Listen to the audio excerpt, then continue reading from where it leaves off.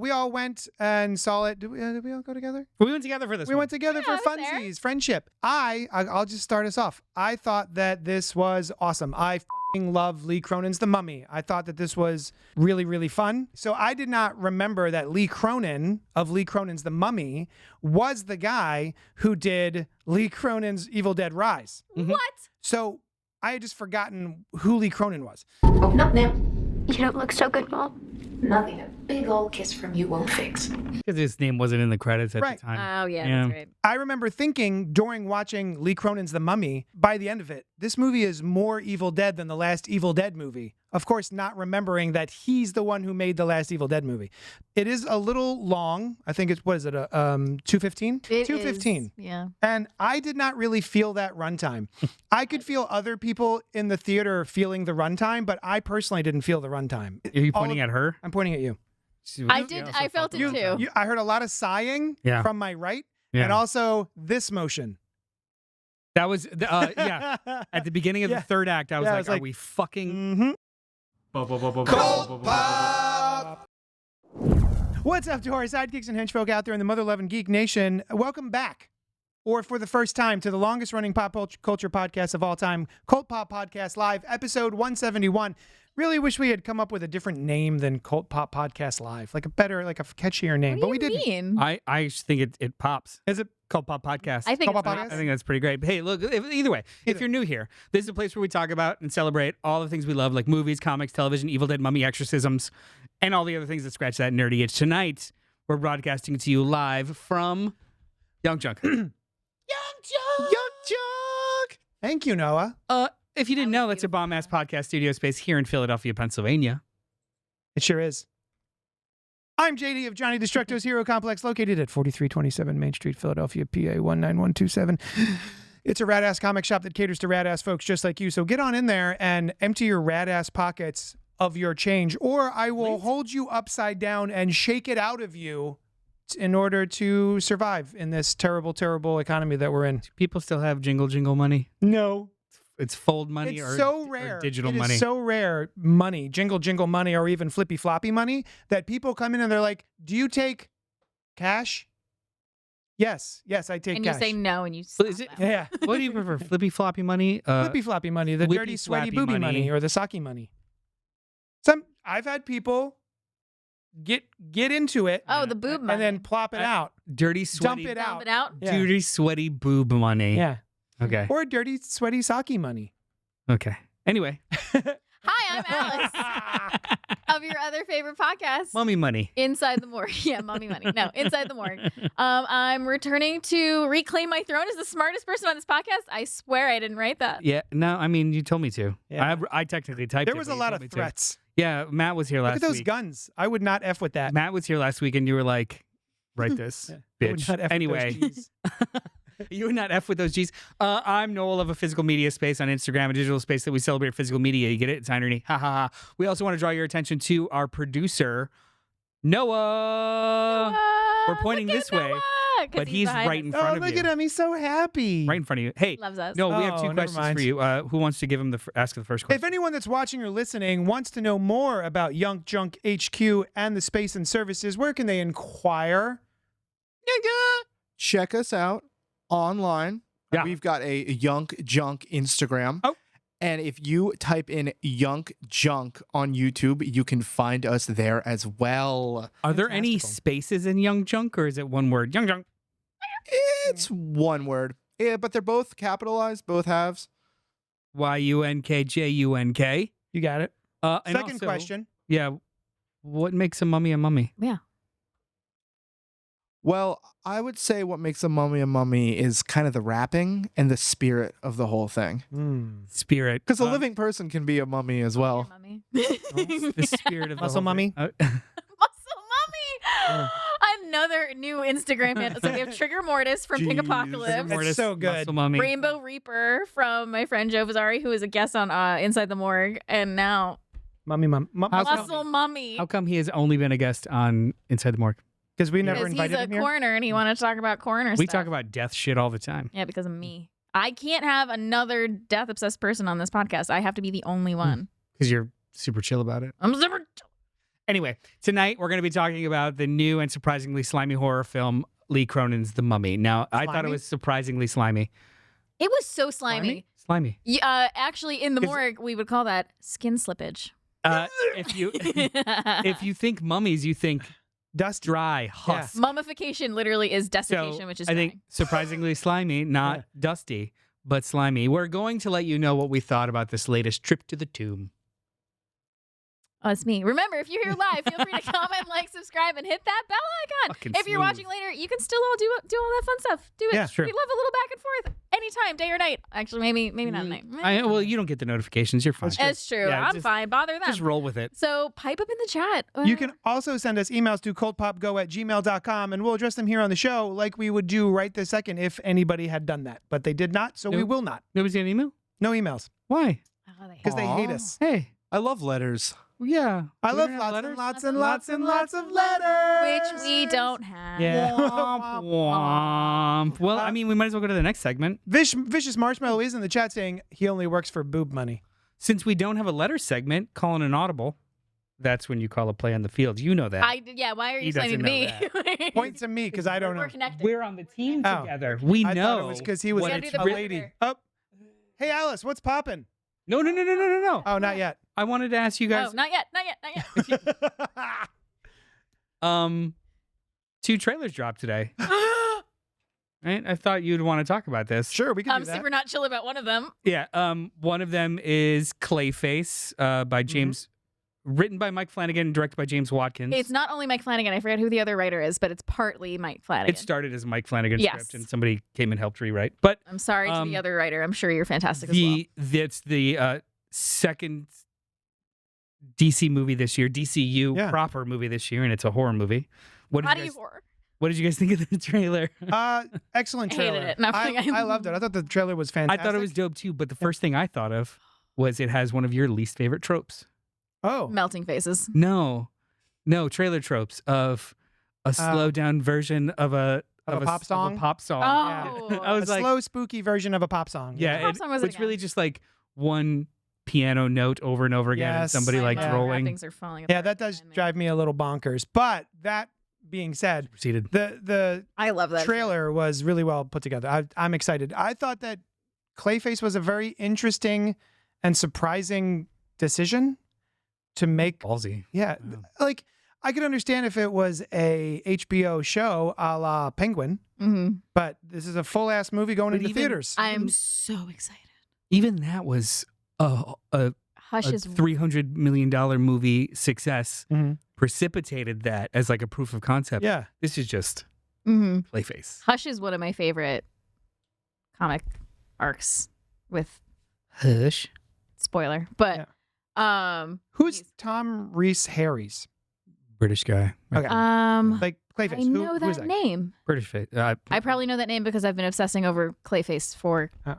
since I heard this was going to be a thing that Mike Flanagan was involved in, and I it's feel like he's been on Universe. TV shows. yeah. White Lines. These TV shows. I loved this trailer, and I even sent you guys this shot towards the end when he's just like laying there, and then he just wipes his face, Such a and it's good just shot. gone. And I'm like, that was so satisfying how smooth that was, and now I just want to be able to just like wipe my face off. Yeah, the sound it's design. just all gone. I don't know No if face. it's for trailers they either do new footage or different noises or different music that's not actually associated with the movie at all. But the sound design for that, Mhm. where he just slurps his face shut, Yeah. was cool as hell. And that is a very easy shot to mess up so that it just looks like CG, It right? looked But it's so good. well done. Yeah. It looked Also, so too, good. and they at least are hinting at the more cartoonish features of I don't know. the character with like a shadow of like creating a mace hand. Oh yeah. Oh, I didn't catch that. I missed it. Yeah. Mhm. Oh, nice. Watch it again. I It's will. so good. You know what I didn't watch for the first time? You didn't watch the Evil Dead Burn I get trailer? a chance to now. Evil Dead Burn. It's Evil Dead Did you guys Burn wa- or Evil Dead Burns? Evil Dead Burn. Boo. You didn't get a Earns. chance to watch it either? Jesus Christ, guys. Here, I was everyone, watching let's Clayface. watch it together. It's legitimately look, we I can went only and saw The Mummy and it's supposed to be attached to these. It wasn't on there.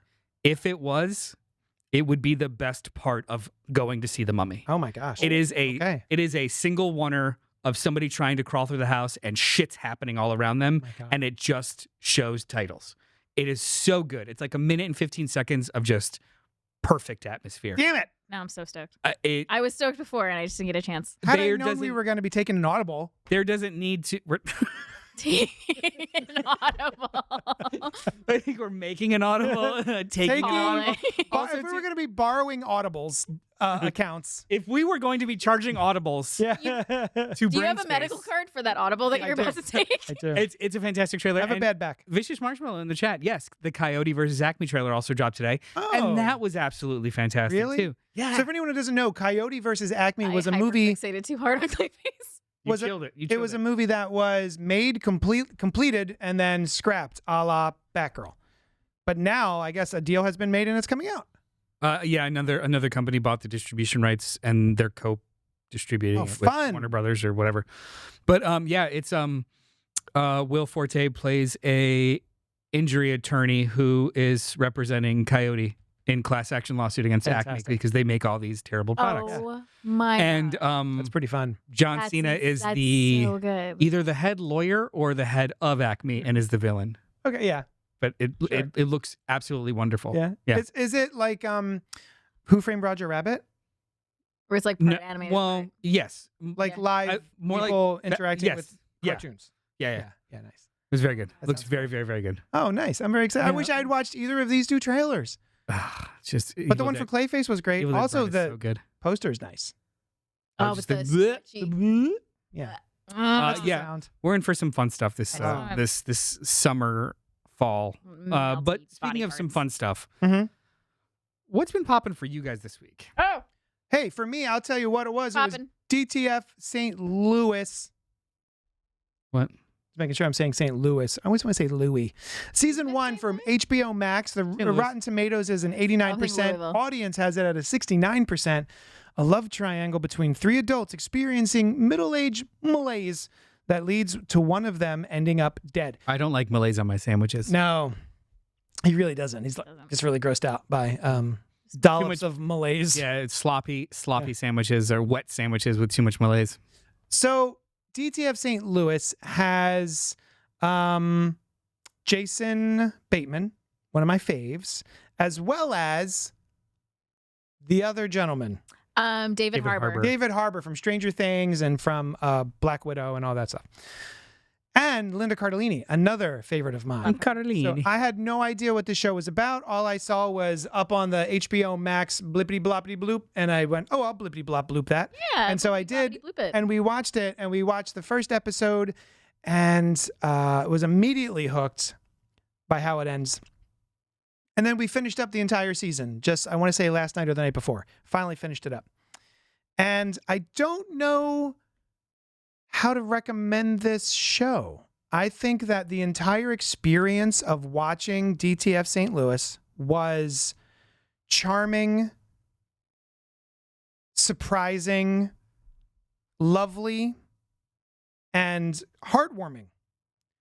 But it's also about middle-aged malaise and cheating and a death. A death happens. Mhm. It's a murder mystery. Spoiler alert, maybe.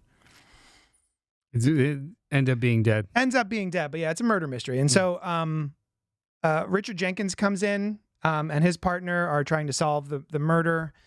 And it's such a wonderful show for 99% of it. But then the way it ends, unsurprising as it is, because you know in the first episode how this ends in someone's death, and it's them sort of going back Mhm. and researching and showing flashbacks. You know how it ends, but it still left me kind of bummed and sad, and I feel like there was a different way to end this without leaving me with that feeling. So it wasn't like a catharsis kind of sad feeling. No. It ends on a real downer, which again shouldn't be a surprise, but kind of was, given how much of their relationship is. Sounds like they tragedy switched you. Like Yeah. it was clear. Maybe you were having too much fun to realize that this story is actually a tragedy. Mm-hmm. It really is. And it then when ends it as a reminded tragedy. you were like, Yeah. oh, fuck. I was Yeah. having so much fun. Mm-hmm. Am I allowed to have fun? Mm. I get that. Yeah, and That's fair. it was just the acting was so great. Just really, and every episode you watched, gave you more information that made it seem like, oh, maybe this person is the killer. Maybe this person is the killer. And then, oh, we're sprinkled all of this information, and it completely changes your viewpoint on the show and the characters. And so it was really interesting that way. But it was such a bummer that it's like, it's not, I don't think overall I'd recommend it to many people. I've seen it so I haven't had a chance to watch it yet. Two things. One, it's a limited series. It's done. Yeah. That's it. Mm-hmm. So no season 2 bullshit or squeezing it in. The other thing is I've seen it favorably compared to Succession in trades. In so much as I'm having a good time. This is really funny. It's very smart. This is wildly fucked up. Yeah. I shouldn't be rooting for this, or this is uncomfortable. Yeah. But it's fun and it's wonderful. So I could totally, hearing you explain that, I could see that. Yeah. I will say that it does have a beautiful best friendship between the two main characters, and it's interactions that I've never seen on television or in movies before. Nice. It is really, I think, kind of daring with its approach to masculinity and specifically male friendship. I love that. Very, very cool to see that sort of played out on screen. It was delightful to watch, and it was like the whole time I'm like, oh man, I know this is going to end sad, but I don't want it to, and then it did. So yeah. Pink popped up in the chat. Hi, Pink. I don't know if anyone can see this, but I can't ever see Vicious Marshmallow's posts. I don't know if that's intentional. Now, Vicious Marshmallow comments after that, and I don't know if it's in reference to or in reference to DTF. 69. Or is he just saying that because he knows? Are you saying that? Be seen, yeah. Are you saying that because you know you can't be seen? Are you saying that because, ha ha ha, Pink? Or are you saying that because 69 about a show called Down to Fuck? St. Louis? Audience, the Rotten Tomatoes score, the audience score for this was 69. Well, if anything, that was for Pink to let you know that he did message again, and it was 69%. It was very important. It's very important. You should know. Hey, Alice, what was popping for you this week? Or floating. Went on. Oh yeah. Oh my god, it's funny because I watched Howl's Moving Castle for the first time ever. I am been exploring Studio Ghibli films, and I had a wonderful girls' movie night with my dear friend Abby, and I went over to her place, and she had already pulled up all of the Studio Ghibli movies. She's like, we need like a comfy, cozy, fun adventure tonight, and I was like, you're so right, we do. And she was leaning towards this one, asked if I was okay with it, and I was like, I've heard great things. My sister's a big Studio Ghibli fan, and so she loves this one too, and told me that I would love it as well. And she was correct. This was delightful. It was so whimsical. I love some whimsy. I love some whimsy. The animation obviously is gorgeous, as we know. And the story was just so endearing, and May I? Yes. Sophie has an uneventful life at her late father's hat shop, but all that changes when she befriends wizard Howl, who lives in a magical flying castle. However, the evil witch of waste takes issue with their budding relationship and casts a spell on young Sophie, which ages her prematurely. Now, Howl must use all his magical talents to battle the jealous hag and return Sophie to her former youth and beauty. It's an adorable adventure. It really is cute. It's so cute. And it's, oh my God, it's so charming. And it's, my sister she never watches like English versions of the Studio Ghibli movies. I had watched the English one, immediately clocked Christian Bale as the voice of Howl. And I texted my sister that I was watching it. She's like, did you watch the English version? Christian Bale is Howl. I was like, I'm going to recognize a Batman voice when I hear one. She's like, you're right. I'm so sorry. She's like, you're right. Swear to Sophie. I was like, I will recognize any Batman actor. Get in the castle. This was a delightful time. I loved Sophie as a character. Even when she was just, I was just cracking up. She turns into an old woman. She's kind of just like, all right, gotta go figure this out. Yep. Like, it's just so cute. Yeah. Oh my God. How many of the Miyazaki films have you seen? This will be the second. What was the first one? Totoro. Oh, Totoro. Nice. You're still in the cutesy phase of. I'm still in the cutesy phase. Ponyo is very cutesy. Ponyo was up there for we almost watched. The transition from cutesy to heady esoteric should probably be Spirited Away. I love Spirited. Okay, I, do yeah, too. Away is my I've favorite. heard that's a good It's one. aesthetically really cutesy, tonally very heady. Yeah. Okay. So like that's the good transition point, and then get into the weird shit like Grave of the Fireflies and Princess Mononoke. I was Okay. just my gonna other ask about that favorite. one. Where does That's- that one yeah, fall? Those are my two favorites. That's my sister's Spirited favorite. Away, I'm pretty Princess sure Me she has too. a poster Yep. of that one in her apartment. I'm So pretty sure that's her goddamn good. favorite. It's so So, good. is it one? was It's one of the college. heavier ones. Princess Mononoke. It's fantasy. Yeah. It's like violent fantasy. Mm-hmm. It's great. It's You not, guys- I wouldn't call it heady. Did you guys see The Boy and the Heron? No, but I want to because it It's- also Yeah. has Robert Pattinson One of saw it in the the theater. one of I the did. And Mark smartest Hamill. movies I've It was a ever little seen. too heady. Yeah, For me. and Christian Bale in that one again. I was like, wow, this is beautiful. I want to go home. Yeah. It wasn't one of my favorites for sure. No. I do want to see that one just because our Pats. You know, I love Robert Pattinson. Sure, he's I'll a, recognize he's that a man. fucked up crane. Of the two, Aaron. Howl's and Totoro, He's the crane. Isn't he the crane? it's a story about himself. Right? It's like a what are we talking about? No, the Robert Miyazaki? Pattinson. Oh, It's- Pattinson. I guess he is the heron. But it was a I don't know crane. birds. You guys didn't like The Depth? The what? I felt it was a pretty deep movie, but it also could be approached by kids. That was the whole point, right? I thought it was a very deep movie that was 40 minutes too long. It, I'd agree with that. I'd it agree was with that. navel gazing. Yeah. It was just like, look how beautiful and textured me pouring this glass of water is against the bedside. Watch it. Watch it. Mhm. Look. Gorgeous. I Like- also Like, yeah, that was the Chef's kiss movie. at the end. Yeah, that was the movie. And I was like, all right, let's go. I'm still gonna have to watch it. But yeah, I had a delightful time. nice. I'll This accept is- that. I'll accept that, Noel. Yeah. Thank you. Hey, Noel, speaking of Noel, Yo. what was popping for you this week? So my wife and I watched My wife. My wife. Are there like sound What effects is like happening? What's well, I mean like Bwah, bwah, bwah. yeah, the horn Aruga. noises like Oi, oi, oi, oi, oi, like oi. word of the Yeah. word of the day. Yeah. With Oh, I Pee-wee's, see. yeah. Ah, there it is. Yeah. Thank you. All right. Duh. We watched a movie last night. Just dropped on HBO Max. Hannibal, Yes. Pushing Pushing Daisies, Daisies. Yes. Wonder Falls, Yes. Oh, Wonder Falls. Right. Yes. American Gods, Was that him?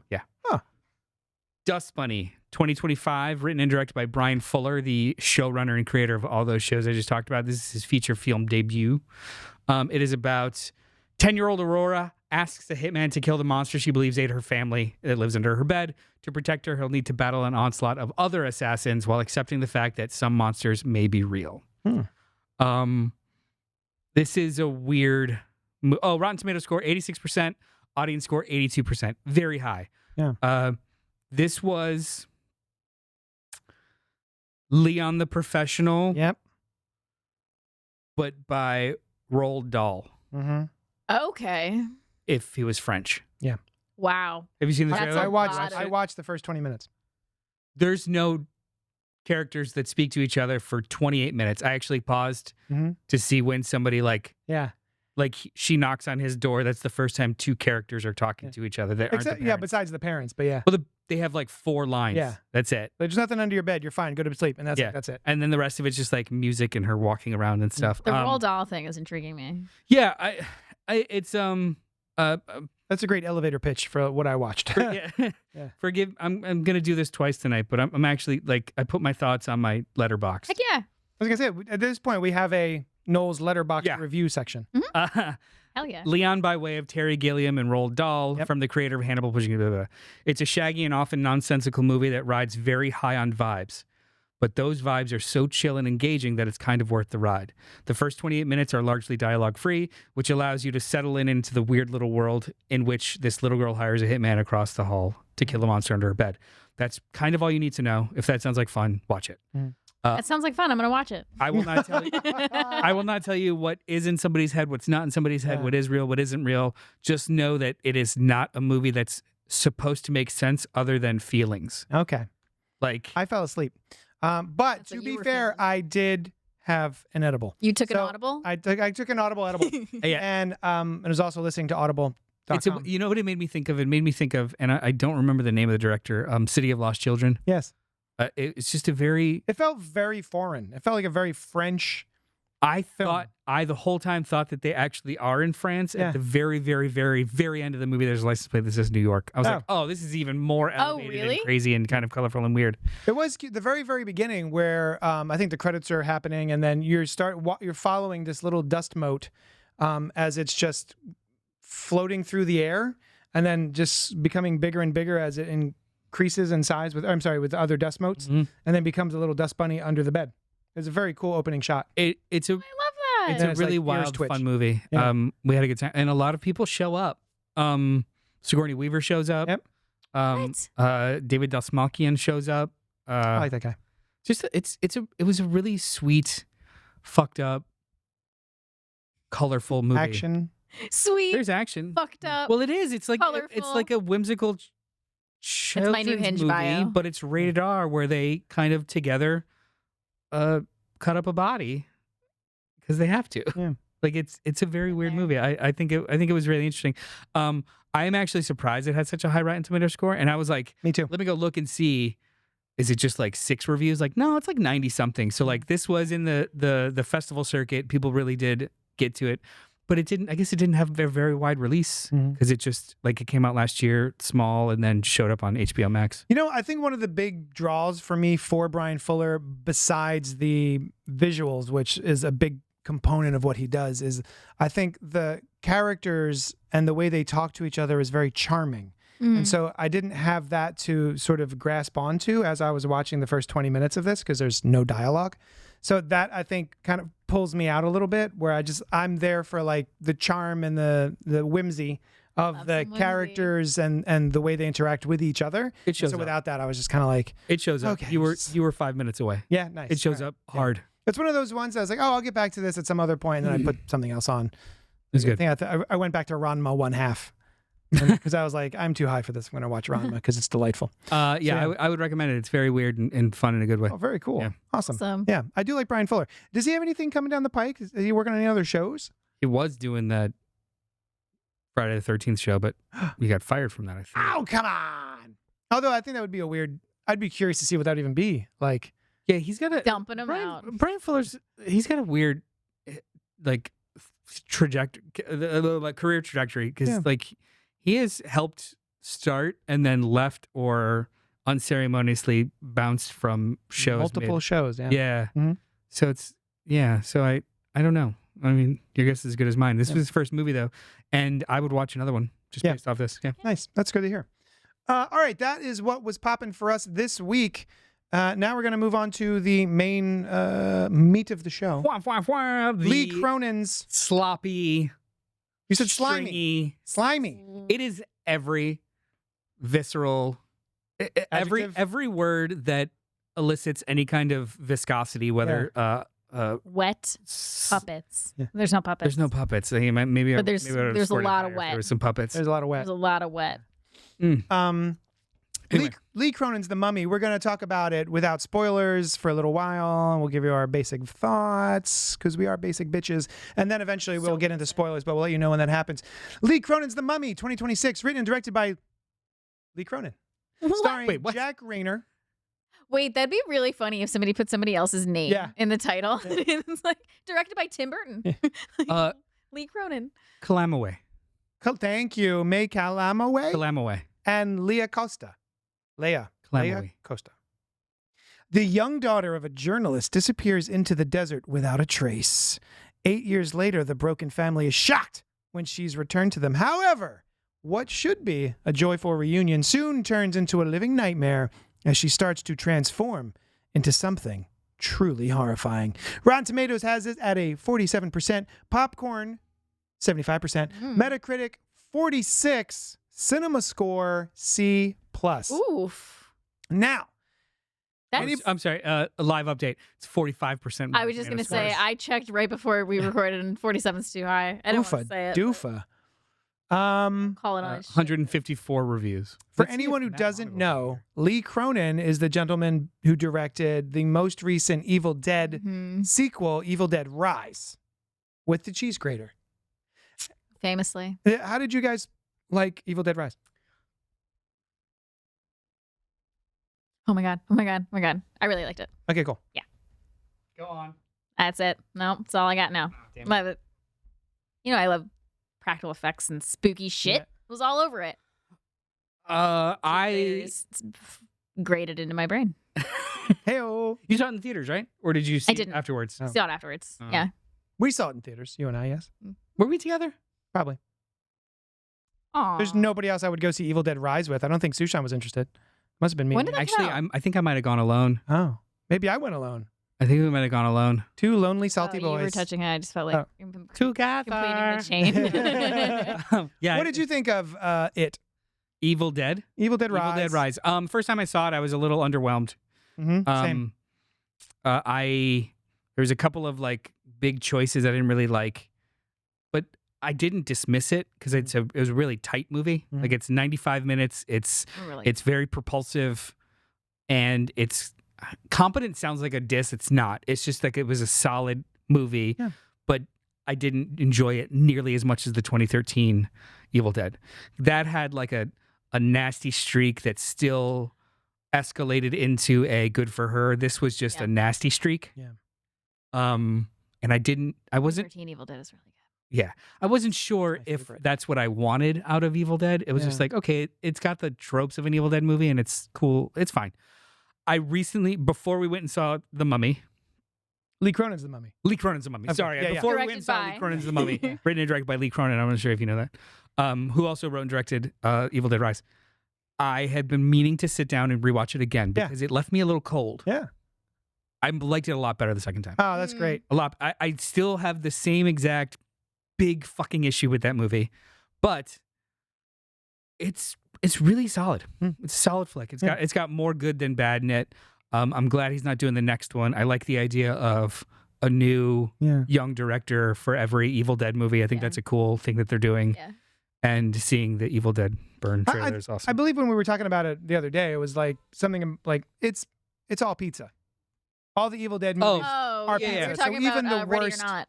even the worst Evil Dead is pizza. Yeah, it's just So pizza. good. It's cold pizza, hot pizza. Yeah. So, like even if it's cafeteria pizza, it's still pizza. It's Yeah. still if pizza. it's fucking French bread pizza or pizza on a bagel, Ooh, it's just yeah. it's Elio's French bread. shit, but good. Pizza. Yeah. Yeah. So Still I'd pizza. eat it. It's fucking microwave pizza, but it's still pizza, and I'll Yeah. still eat it. It's I'm fine. still gonna eat it. There's nothing wrong with it. I have not revisited that movie since seeing it in the theaters, and I would like to. I wish I had done, but I never got around to it. I had a similar feeling where I was like, this doesn't feel Evil Dead-y enough, evilly dead enough. So I can see that. yeah, I just wanted a little bit more. I feel like it didn't really reach. And to be fair, coming from the 2012 Evil Dead, 2013 Evil Dead remake, which is the pinnacle of remakes for me. It's like up there in like top 5 remakes. I just love that movie so much. Thing. Mm-hmm. Others. Yeah. I don't fucking know. Friday the 13th, don't. 2009. That's a terrible fucking movie. Up there for Noel. Yeah, he loved. This is his Mine. favorite. Just kidding. So yeah, to be fair, I think it's the was best remake. Hate that movie so coming much. off the high over a decade before that, and being like, this You're isn't just as good as riding the that high. 2013 Evil Dead remake. It does have the best title sequence of any It's Evil so Dead good. movie. It's Yeah. so good. Yeah, the title card is awesome. We were talking to somebody in the shop one time that the cheese grater was so Not enough. advertised. Yeah, I like wanted the more cheese grater. posters, Yeah. I There's like heard- one slight little. I was listening to a podcast, and apparently Lee Cronin of Lee Cronin's The Mummy. Oh, he wrote and directed. He wrote and directed Evil Dead Lee Rise. Cronin's The Also, Lee Cronin's The Mummy. Yeah. He, at a screening for Lee Cronin's The Mummy, Lee Cronin, after a Q&A, had mentioned that if you felt what we did for cheese graters in Lee Cronin's Evil Dead Rise, we'll do for nail clippers in Lee Cronin's The Mummy. And that's a Oh. direct quote from Lee Cronin. Nice. After a screening of Vis-a-vis Lee before Cronin's The Mummy. before a screening of Lee Cronin's The Yeah, Mummy. Yeah. So Nice. if you feel the same way or differently about nail clippers now, I do, and that is something I do want to get into because we were having a discussion about this in the Yeah. car. Yeah, but we won't spoil it right this second. Spoil it, but We should talk about Lee Cronin's The Mummy. someone else. While we're here. rewatch Evil Dead Rise. Do it. Go see Evil Dead Rise if you haven't Yeah. seen it yet.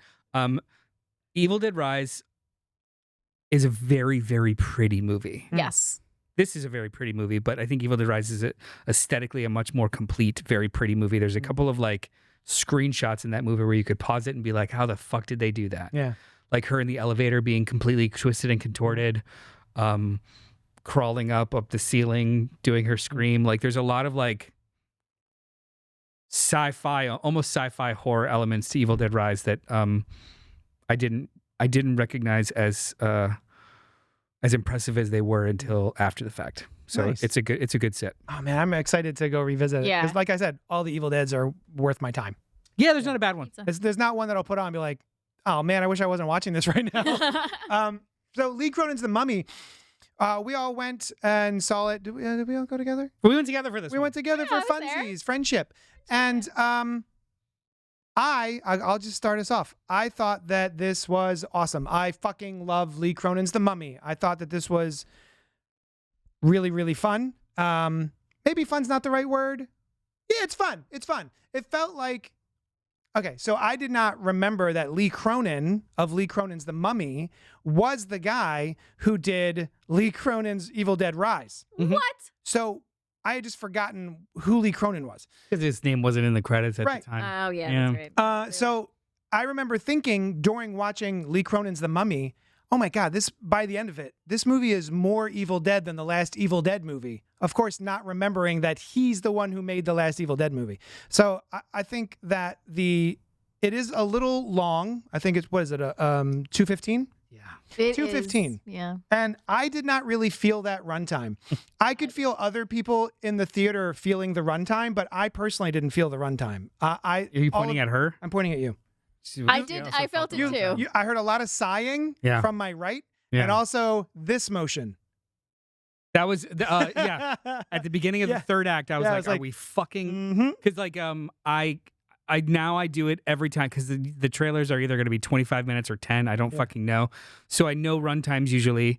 I guess almost just like as a test to myself, I'll look and see when it actually starts, Mhm. and then when I just sense that I think we're moving into the third act, Yeah. I'll look and check to see how long time has passed Uh-huh. if that's the third act. Mhm. So I was just like, I think this is finally the third act.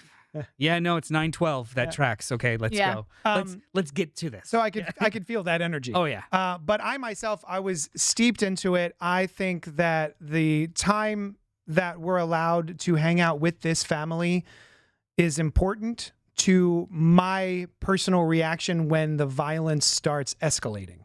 So all of the time that we have with them, and the fact that this is a creature, a mummy that thrives on turning family members against each other. I think it was important to have all of that FaceTime with the family. And I just had a blast with it. And there's some of the most gnarly effects, CGI, whatever. I couldn't even tell you. I don't think it felt. I know there's a lot of CG, but there wasn't a lot of stuff in here where I was just like, oh man, that is terrible CG. Maybe Except just the for coyotes. the title card. There- I already forgot about it. Yeah, It you're was right. just like the mummy. I didn't like Oh, this yeah. title card. Felt like it was out of sync with the rest of what was happening. It felt like pixelated and not The, part of the scene. The coyotes looked unfinished. The first Yeah. that's just Oh, that's yeah, like they such did. a nitpick, and it's not a weight on the movie whatsoever in my thoughts for it. But I do remember when they open up the gate and there's like 4 coyotes there. It looks like they're just like digitally imposed on a plate. They Yeah. reminded Like, me. I'm like, are those? They looked like a screen. So it was like, are they 14 feet tall? They or 6 reminded feet me tall? I can't of tell. the wolves look from like they're flat. Twilight. A little bit. Yes. Oh, wow. They Where it's just reminded like- me. Is that a Jacob? giant wolf, a little wolf, Or a regular or wolf. not a wolf? It's a coyote. Yeah, it reminded me It's a like that. coyote. I know exactly what you're talking about because it like reminded me of like New Moon. I Yeah, was like, that's It awesome. looked like it was an insert for a test screening. Like, oh, we're gonna totally put Yeah. coyotes in this right Yeah. here, but this is just temporary. Like that's I did. the rest But of the movie is like gorgeous, but it's just like wolves. It's like okay, wolves. But the unchill wolves. I'm seeing. Still wolves. This is no chill. Sorry, go ahead. Oh, it's fine. We're wolven. I'm just Like, seeing we're coyoting. a lot of hullabaloo online about how this wasn't really a mummy movie, but I actually really kind of dig.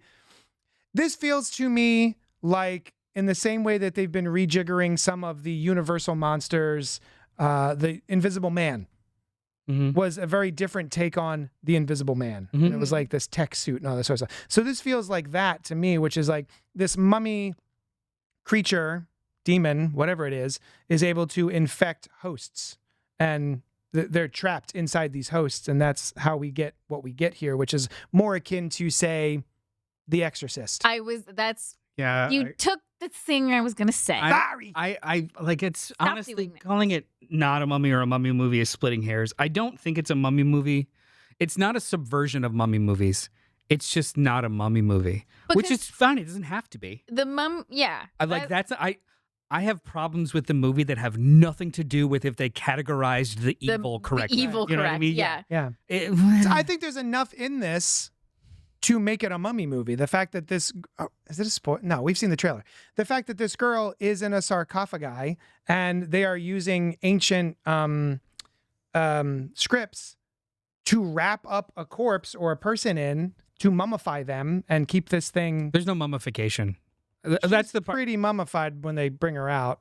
No, that's not technically. That's not technically mummification. She's, No, she's still, still- skin slippy. She's also Mummification, like, they dry you out. They put you in she's got salt. all They of her like things in her. That's It's true. Like she's complete. She's not mummified. She's just kind of trapped. They just in wrap her up. wraps. Sure.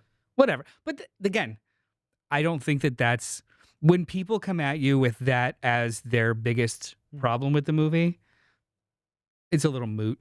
I think that is when you talk to people about movies. Sometimes they will hang on to like one thing and be like, "That's why it sucks." Yeah. Especially in groupthink. Yeah. Yeah. Usually, while that might be true, it's indicative of a bigger problem that they can't articulate very well. So, like, some people may have had problems with the tone or the shifting or things like that, but they'll only point to it's not even a fucking mummy, so it's not Yeah. good. Like, Mhm. what is? It's the when you talk Somehow about Palpatine returned. Yeah. They had I had other problems with that movie, but there being That a became line the- of a character who doesn't know what the audience knows saying somehow this happened is not the problem of the movie. Mm. Like, there's people in it and then there's people outside of it. If your problem is with everything outside of it, you're not actually asking why this did or didn't work for you. Yeah. Sorry. Now I have a No. question. Welcome to class. Yeah. No, I have a that's- question for Noel. Do you want me Did to or go? did this not work for you? It didn't work for me. Go on. Go Actually, on. wait, shut up. Jeremy's in the chat saying, wait, whose mummy is it? Oh, it's Lee Cronin's mummy. Oh, and Pink says, the trailer looks like it does that annoying thing where the lighting is just impossibly dark, leaving me wanting to turn the brightness all the way up just so I can see something. Yes. Correct. Yeah. Getting Sometimes. My LinkedIn. Oh, sorry, my LinkedIn. Your Yeah. LinkedIn. I Read us posted your it- LinkedIn. I posted this review on LinkedIn because I think it's going to get me somewhere. Yeah. Um, Job. Lee Cronin has friended you on LinkedIn. my entry on Letterboxd for Lee Cronin's The Mummy is a little long because movies that kind of exist in this liminal space of there's good things, but there's things that I think are deeply wrong with it elicit more thought and Sure. more words. So do you want me to read it or do you want me to like wait? I'm unmummifying myself. This Go is for a it. sensory nightmare. Why not? Okay. Apologies in advance. Lee Cronin's The Mummy, 2 stars out of 5. Holy shit. For context, I gave it 4.5. Holy shit. Yeah. Oh, now I got to That's think what- of a, that's think what of a Matt- star rating. Matt for me. Monagle said. He said, whoa. He didn't respond to my Matt. Well, I posted mine on Oh, okay. Instagram. Okay. Lee Cronin's The Mummy is tonally 2 movies competing with one another. A Raimi-esque gross-out possession retread and a supernatural abduction mystery. One deadly serious and emotional. The other more interested in slimy aesthetics. They both work to varying degrees, but clash with one another in less than complementary ways. For example, I don't think this is a spoiler. I'm just going to talk about one scene. A genuinely eerie emotional reunion is smash cut to an extended scene of 2 highly educated adults smashing a wheelchair up a set of stairs over and over again. That was funny. I realized That was stupid. seconds in that there's no reason for this other than the sharp slams of sound design. Yeah. Every other version of this would be dad carrying his frail child up the stairs and the chair separately. Yes. Or maybe a person at the front of the chair and one in the back lifting it to each landing.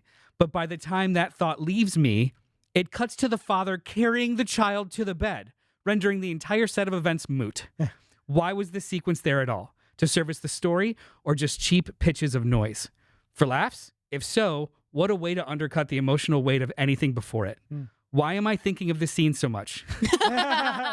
Because I think it's indicative of the movie's larger issue and bloated runtime. Emotional investment is undercut by cheap tricks and gore, leading to whiplash after whiplash, also pulling threads of logic that I shouldn't have time to tug on. I love gore, but it should either make me giggle or feel upset.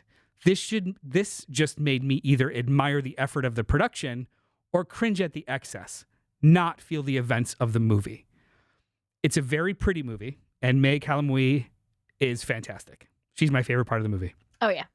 Her entire investigator plot line is where the real creative energy of this movie lies, and I wish the storytellers felt confident enough to make it the primary focus.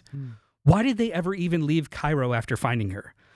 Why do they never talk to a doctor while in the States? Yeah. Why does none of the gore phase characters in the movie, if the events took place over a very short period of time, would I even question the lapses in judgment?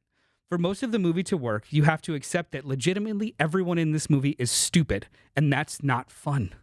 At the end of the day, it's a decent movie with a satisfying enough, if messy, finale. Separately, the two movies that live inside Lee Cronin's The Mummy are solid. However, when mashed together with no real sense of time or sequence of events makes this a skip for me. When set pieces exist simply to get a reaction and not service the story, I have little to take away from the experience that incremental clips on social media couldn't provide me. This is the epitome of and then storytelling. So my question, and you had said this directly on our way out of the theater about the violence doesn't have a point. And to which I go, gesturing wildly to all of Evil Dead movies. This is an Evil Dead movie. I understand that. It's Why Lee is Cronin's The Mummy. It's right. Shit. I thought about that question, and I didn't have an answer for you in the moment. It's just the way that these things hit. This is presented as a harrowing experience for two parents over 8 years of the scene in the trailer of her collapsing to the ground. That moment. And that is juxtaposed with their other daughter ripping out her own teeth and no one bats an eye. So tonally in a Evil Dead movie, the expectations walking in and expectations walking in isn't always a factor, but you're going in to know that this is going to be fucking wild, leave your brain out. If there is emotional connection along the way for this short span of time where it's just like fucking rocking, great. If not, aesthetically, it's just like going. This wanted to do both, and I think in trying to service both, fails both. We have this like really, really great subplot of family losing their daughter, making a connection 8 years ago with an investigator who makes a connection with them as her first case.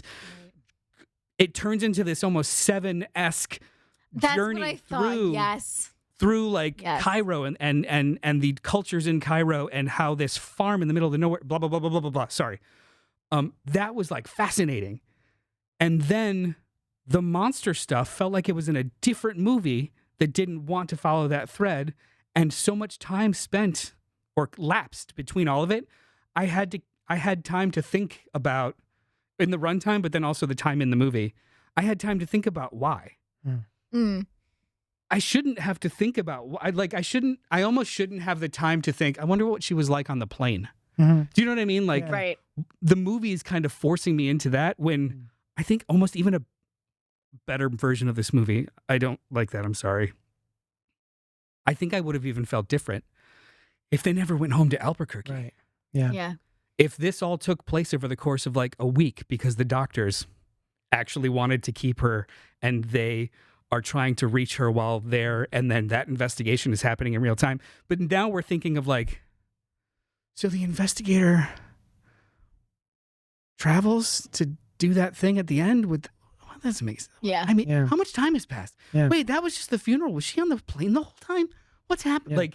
Yeah. I shouldn't feel that. I shouldn't be like questioning logic in something that's so crazy. Sure. In an Evil Dead movie, I don't, because it's just, this was like they wanted to squeeze something else in, and it created all these gaps that did not gel with me. See, I respect your opinion on that, but for me, and I do have those same questions, right? Didn't occur to me about the plane, but there were things in this movie where it was like, no one's noticing that thing happening very loudly in this Yeah. house. How is every room in this house just soundproof? Like you can't hear that. So things like that. But I also chalk some of those things up to horror movie, right? To just Yeah. you have to accept some people are stupid in horror movies because they need to be stupid. They in a don't know horror they're movie. in a horror movie. Yeah, A good Exorcist. Unless you're in Scream. Yeah. So this is also like an Exorcist movie, yeah. Yeah, that's what I wanted to say. but yeah. a good Exorcist movie, at least the best ones, juxtapose all of that crazy supernatural with everyone trying to figure out why. Mhm. This doesn't do that at all in The Family. Mhm. Like he has a couple of conversations with, I guess, Albuquerque's finest Egyptologist. I don't even know. Like, Oh, yeah, that- he went to, like, the He's got like university. two questions, like Yeah. two conversations with that guy. But I mean, his whole I don't want to say arc, but his whole I'm talking about doctor science. Like even in The I Exorcist, thought you meant the dad. there's a They whole go to MRI they sequence. go- like with a serial killer. Yeah. Yeah, that was my. Okay, so sorry, no. I took over. no, you're good. What did you think, Alice?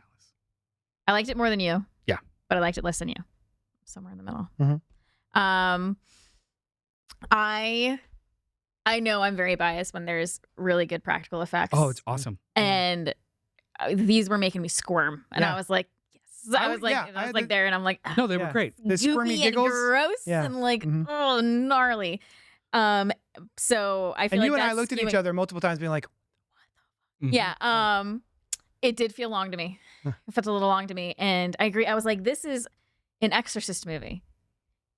And I typically love Exorcist movies. I was like, this is an Exorcist movie that has goopy, gross special effects that I love. And I was like, why am I not like all in right now? Yeah. I was like, I'm enjoying myself, but I'm not all in. And I think it's Mm.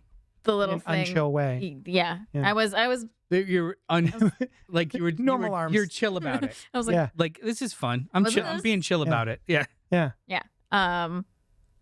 So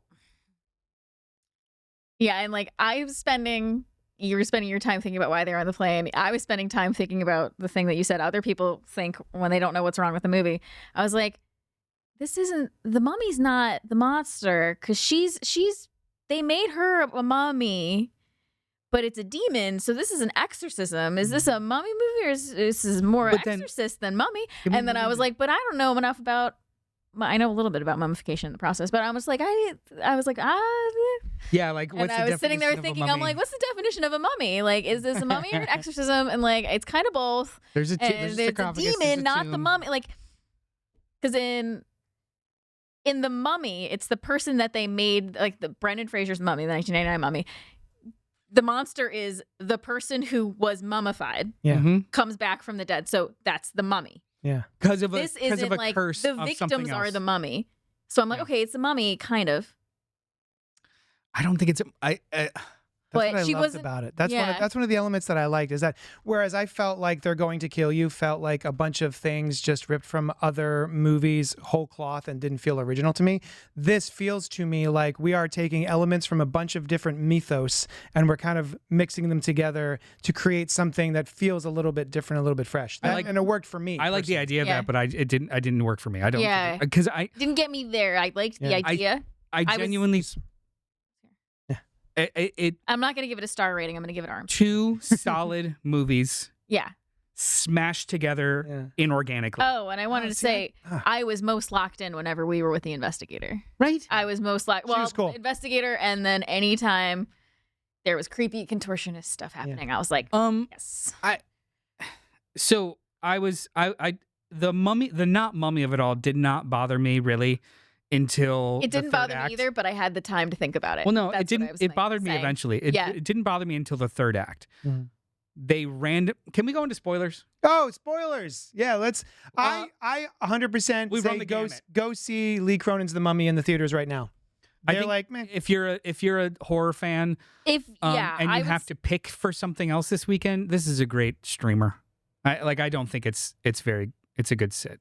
Mhm.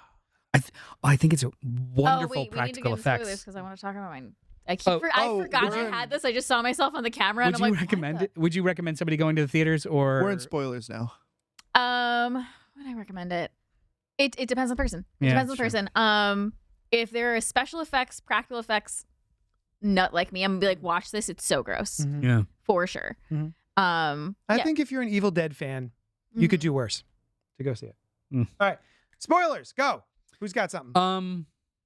The mummy of it all stopped working for me when randomly at the end of the second act, like, oh, by the way, the demon, not the mummy, the demon, just happens to also infect families, and then all of a sudden has deadites. Oh, She yeah. possesses the siblings. That is out of fucking nowhere, and just precipitates. It just precipitates. It's a reverse engineering what they want to do practically, as opposed to an organic No. explosion of the movie. It is an Evil Dead movie, and it's not a surprise Evil Dead movie. It's like you have one idea and you're jamming it everywhere. And What's the idea? What's the of one Evil idea? Dead movie. Oh, I disagree. To me, that is a fun reveal. That is we don't know what this is. We are now told, the audience is told, this is a demon. She is wrapped up like a mummy to encase that demon inside of her. And she now has deadites because of this whole time I'm thinking this is her skin. The weirdness of her flesh is strange and wrinkly. And then we realize after the toenail cutting scene, stand by that is just, It's still her flesh. Yeah. no, that is the wrappings that have all of the markings, the magical runes, if you will, But to keep her in. It's fused on her, right? Yes, it is fused Yeah. onto her skin, but that is wrappings on top of her skin that has been fused and is peeling off. So the reason that she now has that ability is because there was a break in the wrappings that are containing the thing in her. So now it's able to let loose. Well, it lets loose well before that. Oh, you mean the toenail lets you do that? Yeah. First of all, why didn't they fucking cut her toenails at the hospital? I don't. They made mentioned- like an offhand comment that they couldn't do it. It was like, oh, Well, they gave her mentioned that some they did a manicure. shitty job. Yeah, they did a shitty job. That's an offhand comment from the grandmother 1 week or 5 months later. Because time doesn't matter in this movie. Not, hey, we have to patch her up. Maybe these shards that she's cutting herself with, Yeah. we should try for. Again, sorry. The toenail scene. Yeah. Mm. I love the toenail scene. Yeah. I still kind of think that's flesh because we see her blood spray all over. Yeah. And Maybe it started as wrappings, but it's. I mean, I think it's an amalgamation of the two because she's been wrapped so tightly for so long. The fabric has bonded to her skin, so when it comes off, it peels her skin off too. My point was that was skin slippage at its finest. I was watching it thinking about the autopsy of Jane Doe, where it's all tattooed on the inside of her. right? Where she has tattoos. It's so good. I want to. Where she has tattoos under her skin, Yeah. which seem impossible to me. And I went, how are there tattoos for these runes under her skin? And it wasn't until later that I was like, oh shit, that's the wrappings. Mm-hmm. So it's both. It lost me hard, especially in the worst line of the movie that should not have made it into any cut. Oh, I'm so curious. Hey, baby brother, help me get undressed. Yeah. That was fucking cringe. That was absolute. It's supposed fucking- to be. No, it's so gross. A 17-year-old mummy. It was so cringe. Also, too, like this family, I hate them. Fair. I hate them. Like the kids are. The kids are fine. Well, there was a critic, I think, on IndieWire, who did said something to the effect of, demons have been possessing people for thousands of years, and they still only have one trick, and that's to make little girls curse. I was like, fair. Cute. Super fair. That's so make little girls Super drop fair. the C word. Yeah, That's like- what they do. Like, I mean, it works, dude. Your so mother funny. sews socks in hell. There are so many things that happen over the course of this movie that are really, really cool. But they happen so displaced from each other over a slow period of time that I'm forced to reckon with. These are stupid and or bad people. The threshold for, but it's our daughter and we miss her, I think left when she's crawling all over inside the walls of the house, eats a scorpion and attacks them. Oh yeah. And or floats in the chair. And or like there's so many things and they happen in such a long period of time that I can't help but question how stupid everyone is.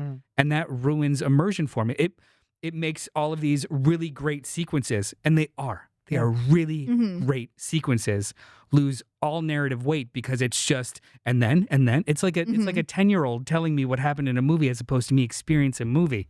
And I genuinely started to resent it because the interesting shit was happening in Cairo as a B plot. Yeah. I don't understand why they brought her home. Like for the movie. Just keep everyone in Cairo. It was honestly, it was. He didn't get the job.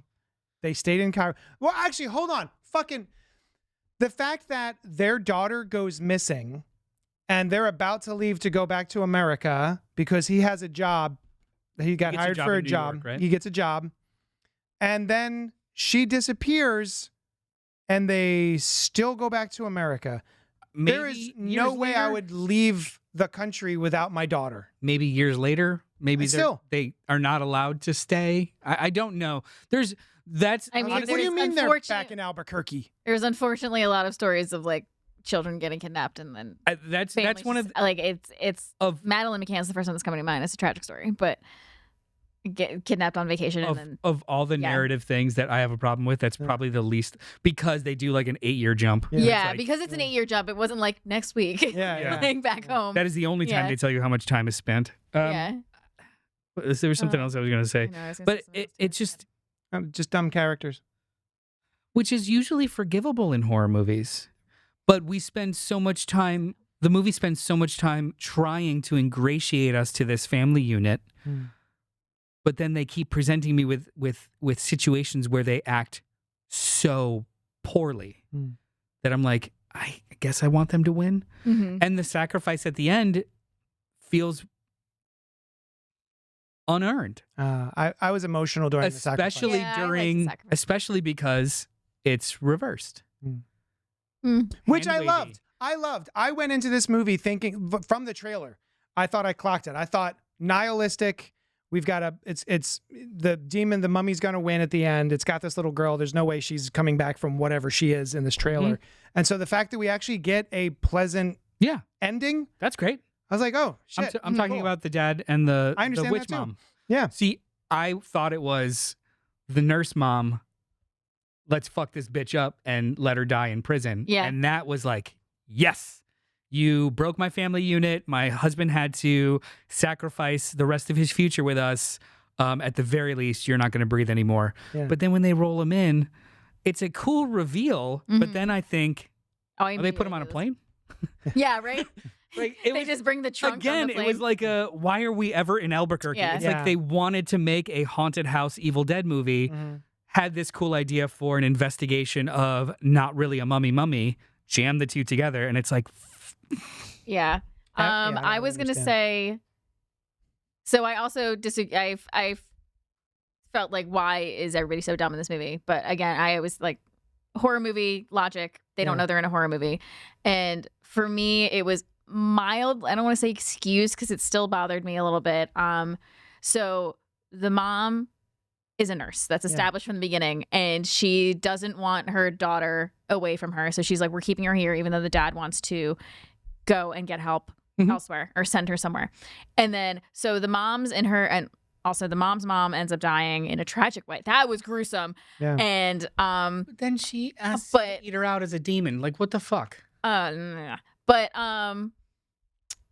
so mom is trying to do it on her own, thinks she's a nurse, or she is a nurse, and she thinks she can handle it. Thinks she's a healthcare provider. She thinks she's all that.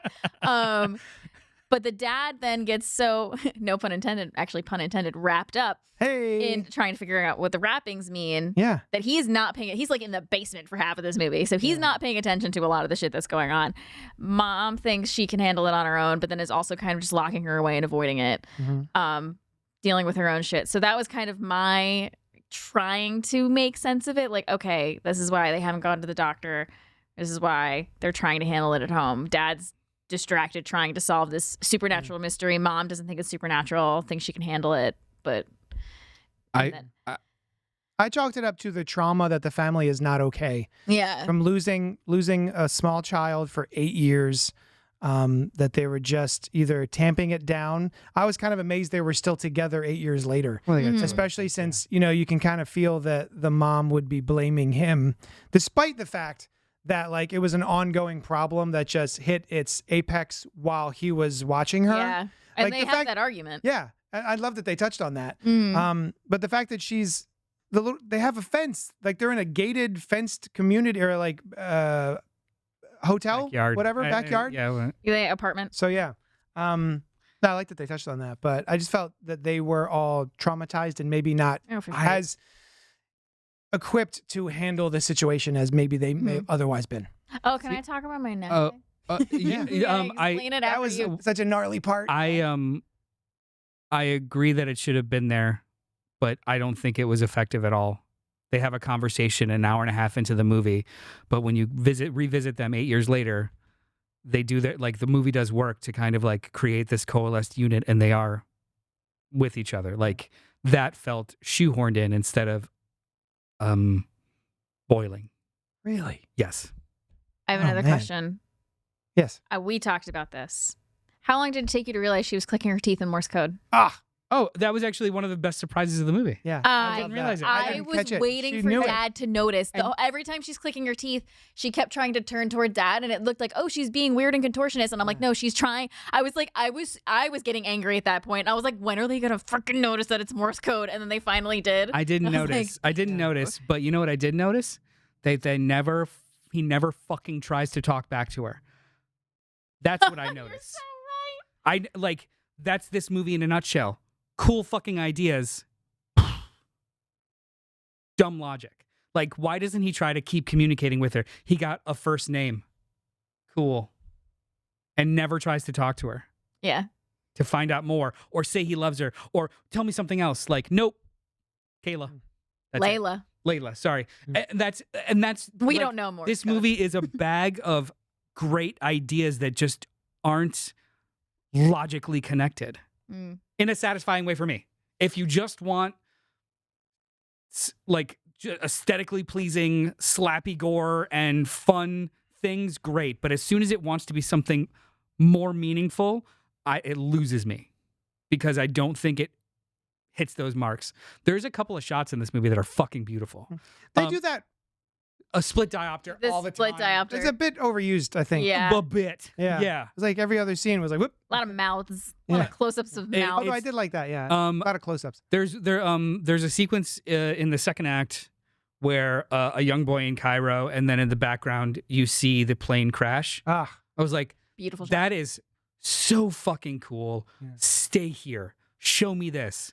And then it's just gore hanging on the tree and this and that. I Like loved the gore. they looked cool, but it didn't serve the story in any way, shape, or form. I don't even know who the fuck that dude is. Do you know what I mean? Like those are the things that it's just like, this is cool, but it's like a wrapping on a car that doesn't function.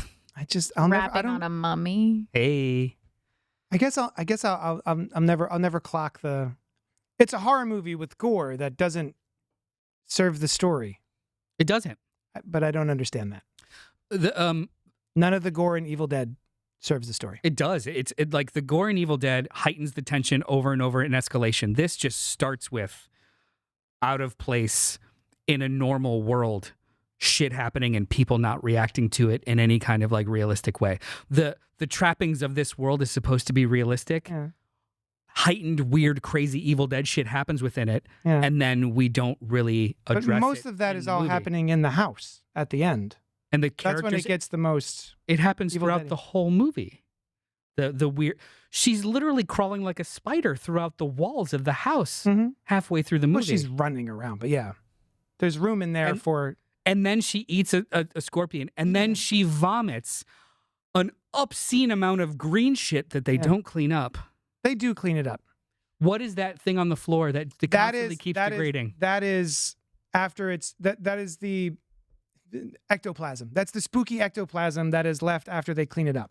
That's what I took that as, not as they just left it. Well, it's like you didn't clean under the rug, and it's starting to bore away. Like I immediately was just like, they didn't clean that shit up well enough. No, like, you I didn't took pick it that up and as check like it out? this is supernatural. Bleh. Yeah. Again, happens an hour before the craziness starts, and the trappings of the movie wants you to keep thinking that these people are clueless, and everything is telling them it's wrong. Something's wrong, and they continue to ignore it. Not in a So like every haunted house movie ever. which I don't always love. Like haunted house movies that are haunted house movies that don't focus exclusively on the characters or the story of the characters. I actually don't give a shit about. Like Conjuring movies, I don't really give a shit about because it's just these characters coming in and then here's a hauntie. But Bly Manor, well, it's true. But Bly Manor, where it's like generational and the story is Haunting of Hill House. the story is the ghosts. That's catnip. Do you know what I mean? Like, so that doesn't really do it for me either. Yeah. Same with like found footage. Like, Forget what else. Oh, I do. I love found footage. Oh, tell us about this. oh yeah, Oh sorry. yeah, that was probably one of my favorite scenes in the movie. So She badass. gets was it the grandma that like throws up a scorpion in her mouth, like mama bird's a scorpion right in there, and then it like stings out. This is the detective, sorry, the investigator, and then who shows up in Albuquerque. Sorry, now I'm thinking about it too much. How far is the flight from Cairo to I don't Albuquerque? Apparently, really, It's Really quick. It's a puddle jumper. It's not a Just big jump deal. on a scooter, you're fine. the scorpion like bursts out of her neck, and then they had just watched And stings her. and stings Through her the neck. Yep. through the neck, and then the VHS tape that they had just watched showed them how to do this whole process of transferring the demon from one mummy to another. And Host. I knew as soon as it happened, I was like, oh, she's gonna have to do the thing later, and she's not gonna be able to do it. What are they gonna do? And she does it anyway by sticking her fingers in her trach and like saying the word. It was gnarly. How does So that work? good. Does she have to push it up or just like place it? You hear it click. I don't know. into It's like place. You can hear her, it's like her vocal cords just like. And she's like doing the chant with the That was thing. one of those moments where I was squirming. I'm like, Yeah. no, because they close up on her fingers up in there. And something that I loved, I didn't get the context of this at the time, but I had seen a ton of pictures of the premiere. May Calamaway, Kalamawi. I'm so sorry. At the premiere, it looked stunning, wearing this gorgeous black dress and no necklace or anything, just a small scar on her neck, like That's special dope. effects scar. And I thought it was dope. And a lot of people were upset about it because like, this is a spoiler. And I was like, but you don't know why she gets Someone in a horror movie gets injured. Yeah. And so I almost didn't do this tonight because I was like, are people going to think it's a spoiler? And I even joked with JD. I was like, should I have it wrapped around? And then when we do spoilers, I'll And then reveal. everything you say, you like But- the movie. Yeah, I like this. But I just couldn't resist doing this quick little 10 minutes. Flight time from Cairo to Albuquerque. Over under? Anybody want to guess? No. 21 hours. Ooh. Nice. Thought it would be like It's like less 8 than to a 10. day. Mhm. Oh yeah, it's just less than Yeah. Less than a day. a Grandma's funeral scene or Grandma's death scene was Yeah. day. Yeah. I thought it was like just gonna end with her falling out that or getting thrown out that window, and then you see her get dragged off the car, still alive by the Coyotes, the dog. Yeah. by the werewolves from Twilight. By Jacob and his pack. I And then her see, guts and just the sequence of events was like cool, but then landing on the car, the comedic effect, view from inside the car, and then the comedic effect. I mean, The little girl it's- starts laughing. it's but shot. She's it's possessed. it's at that point. shot like so. The way it's edited is kind of shot for shock giggle, like slam on car, dragged from car, view from up, and then everyone in the car just kind of like, there's no screaming. You know what I mean? Like it's kind of it's presented as a look how fucked up. Haha. Kind of, yeah, I see that. This is the most tragic fucking thing that could happen to this old I'm sure. lady. What were they talking about in the car? Because I feel like it was something like, oh, like I wonder what Grandma's up to, and then like bam on the car, and I'm like, oh. Yeah. Like, or they were talking like, we're not going to tell Mom about what happened today, because that's when she calls her teacher a rat-faced C word. Yeah. Yeah. She's possessed. Oh yeah, that's right. We're not going to tell Mom about this. We're not going to tell Mom about this. She's got a lot going on. Like it's presented as a beat on the scene as opposed to. Yeah, I can see the traumatic. way it flowing in the scene that way. It hit me a little cold. I was horrified. Mm-hmm. Yeah. When Pink says when he when he would agree with a criticism. Oh, that's Noel. Let the hate flow through you. Yeah, like what else did you not like? Yeah, I see. Come Oh on. yes, yeah. I don't bemoan anybody that like some of my absolute favorite critics are enjoying this movie. That's totally fine. I did not enjoy it. It's us. We're his favorite critics. I did not enjoy it. I have explicit reasons why I did not enjoy it. I think I've articulated them pretty well. You have. Yeah. And I agree with some of your have points. fun with it. Some of them, like, yeah. have fun with it. Yeah. Whatever. That's totally fine. I don't Yeah. I don't think that this is the worst fucking thing. Yeah. I did not enjoy this experience. Ah. I enjoyed pieces of this experience. And because I enjoyed pieces of it, I wish I just hated it all. Because it's harder to square the circle of, well, then what's wrong with me? Why am I not having the same reaction that some other people are having? And I figure out what's wrong with me, and it still is like, why couldn't just this?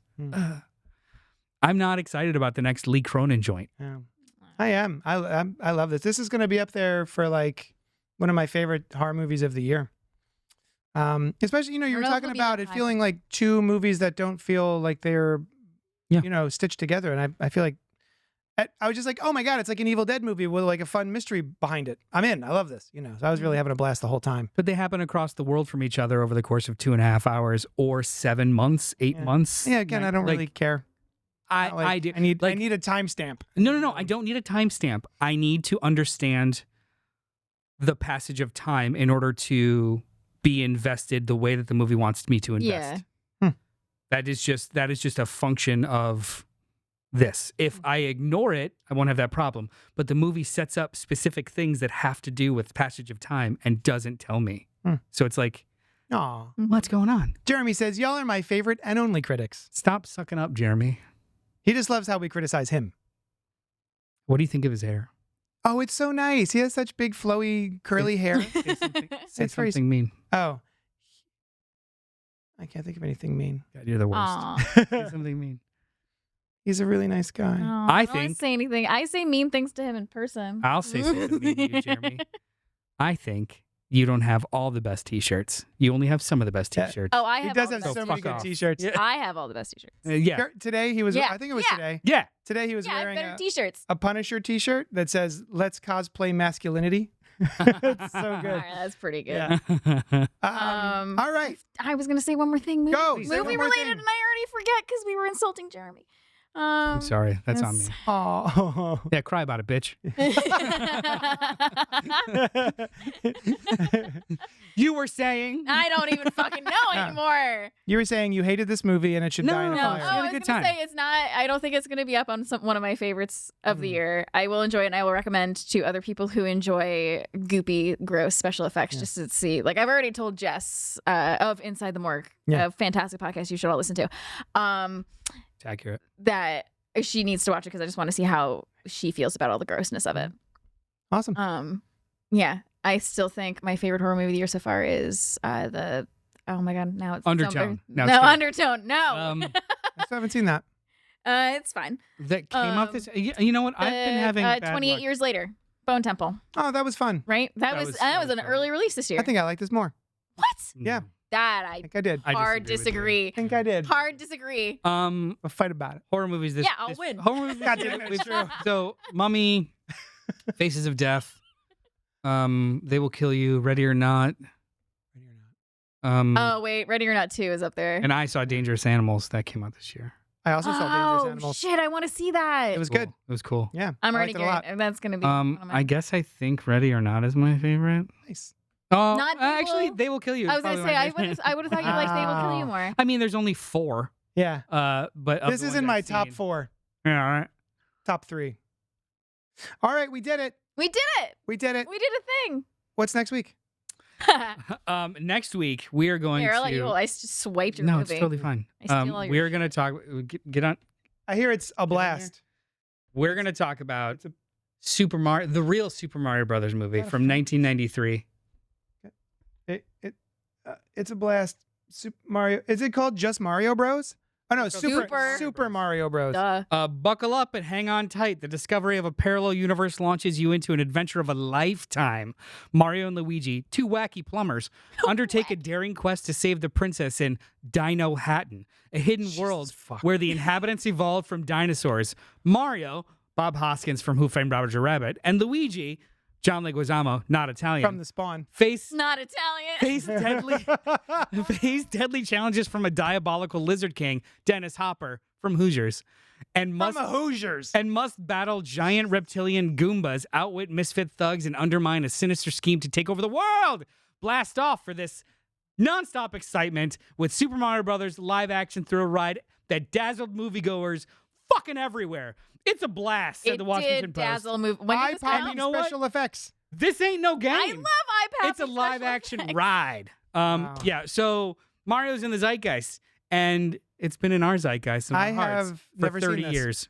Fisher Stevens, You've the guy never who was seen the this? guy who You've wear seen it. brown face. I'm traumatized by it. You've never seen this? Yeah. I've never seen it. So, Yo, I need to be there when you see this. Okay. Mario's, there are so many. There are literally more than 3, I think 5 if I can remember correctly. Can't believe you've never seen that. Video game adaptations coming out this year that are remakes or have had adaptations before. So like Mario, Mortal Kombat, Street Fighter, Resident Evil. So we're going to try and visit as many of these older adaptations as we can. And this will be our first one. And probably the best one. I'm just going to throw it out there. I'm stoked about this. I'm stoked to revisit. I watched this as a child like once or twice, and I don't think I was allowed to watch anymore because I cried during certain scenes because it traumatized me. I mean, there's some traumatizing shit in there. Really? Oh, yeah. Oh. You've never seen it? Is it? The Banging eye-popping soundtrack. special effects are traumatizing. Banging soundtrack. Jeremy is correct when he says that this movie is gold. Crazy. It's Even something. I've seen it, and I haven't seen anything, says Jeremy.